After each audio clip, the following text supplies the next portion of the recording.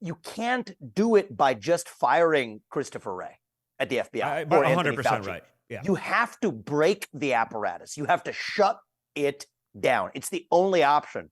Now, there's always two risks, right? Do you not cut enough fat, in which case, you haven't cut enough, or do you cut too much that you take the risk of cutting muscle? I would take that risk over the risk of not cutting enough. Because if you have an 8-headed hydra and you cut off one of the heads, it grows right back. You have to gut it at its core. And absent that, no amount of reform is going to actually make that difference. And so that's why I was so passionate, animated, even running in a race against a man who I immensely admire, which I think I made abundantly clear over the course of the race, if you were watching. I respected Donald Trump immensely for his contributions to this country. I think it takes a businessman. He did something that nobody had ever else done.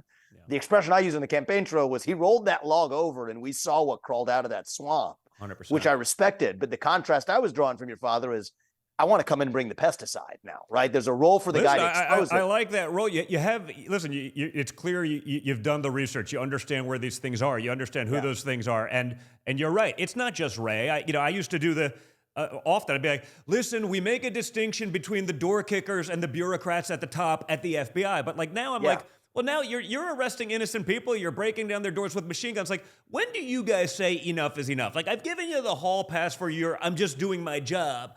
But when you're doing your job, knowingly infringing on rights, when you're entrapping, some meth head to try to pretend there was a plot to assassinate and kidnap the governor of Michigan, like, it's all a lie. Like, when are you culpable? When do you lose the hall pass I gave you for you just doing your job, because you're no longer just doing your job?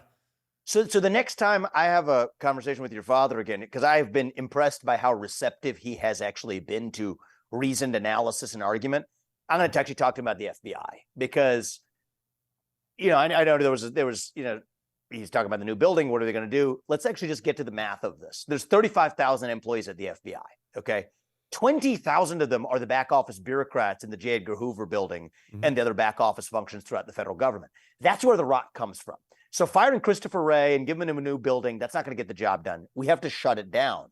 The 15,000 people who are the frontline cops, most of them are just following directives. Yeah. Don, I'd say let's move them to the U.S. Marshals or to the DEA, flawed as the DEA is, or to the Financial Crimes Enforcement Network at the U.S. Treasury that goes after the SBFs of the world. So just take the line soldiers, and even if you move them to some of the agencies that have been corrupted, but for the J. Edgar Hoover building at the FBI, the institution itself, what I called the failed Bureau of Investigation, the 20,000 back office bureaucrats at the FBI, we have to be willing to do the hard thing and actually shut it down.